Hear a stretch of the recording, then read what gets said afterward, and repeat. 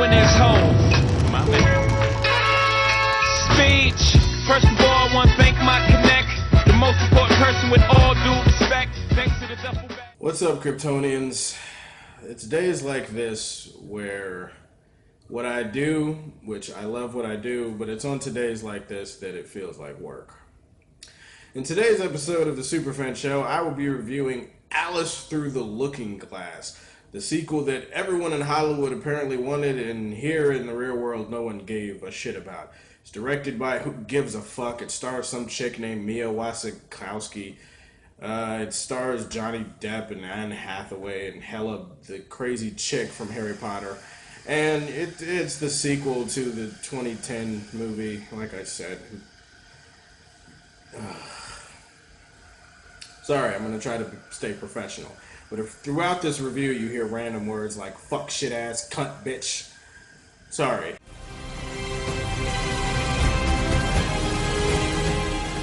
There's supers with this movie? The main chick, who is Alice, she does fine. There was one scene where I chuckled. I said, huh, that was pretty good. Okay.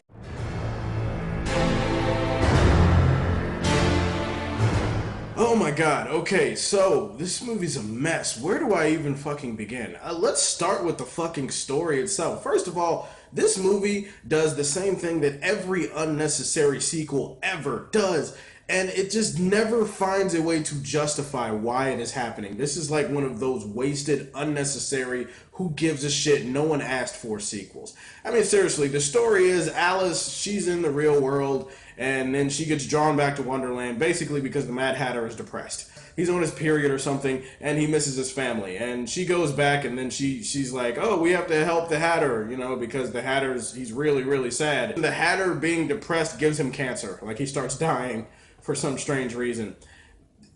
Anyway, Alice is like, hey, let's go back in time. We can save his family. If we save his family, we can save his life. So that's pretty much your movie. First of all, the pacing in this movie, oh my god, this movie is boring as fuck. I was in utter shock at how bored I was throughout this entire movie. I mean, seriously, there are so many unnecessary bullshit scenes that I didn't care about in this movie. And all the characters are fucking annoying as shit. Every character is like an exaggerated cartoon version of the character they're supposed to be playing. And I know what you're thinking, hey, this takes place in Wonderland. Everything's supposed to be eccentric, right? Everything's supposed to be crazy. Everything's supposed to be woo, woo, woo, woo, woo, woo. You know what I'm saying? You at least have to make it fun for me, the viewer. Make it fun. Make something funny. Have the writing be good. Something to draw me in. And when the writing is bad, when the humor doesn't hit, I laughed at one scene in this movie. There was one scene where the Mad Hatter and his people are talking to this guy who's like the literal personification of time or something. One scene does not excuse an almost 2-hour movie of nothing. That one scene, that's it. The other problem with this movie, the CGI, oh my god, I felt like I was watching a George Lucas prequel. There is so much fake, obvious looking CGI in this movie that it just makes the entire movie look cheap. Everything was green, blue screen, not even the good kind. It's just really fake, obvious looking CGI, and it just made it even harder to connect to what was going on or the people in this movie.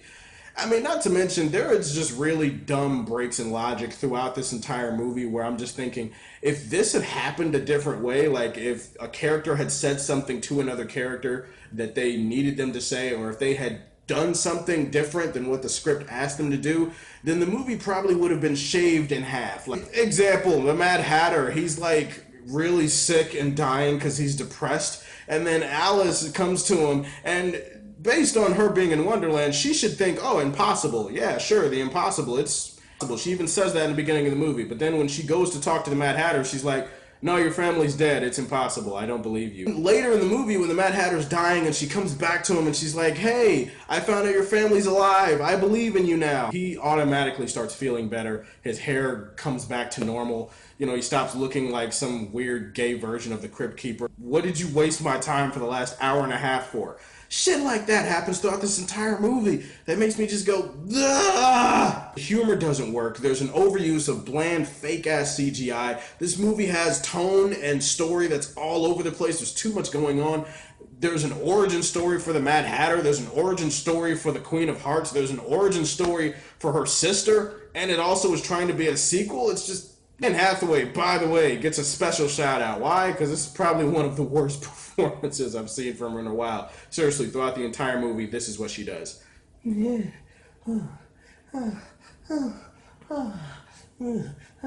This movie did not need to be made. It's a complete waste of time.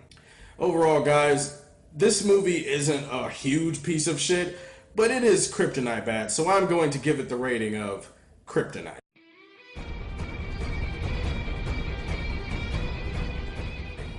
Don't waste your time on this movie. Don't go see it. It gets the kryptonite rating.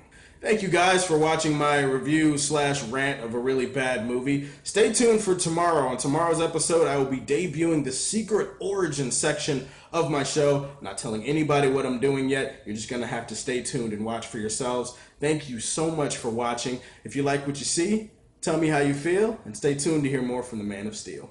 Peace.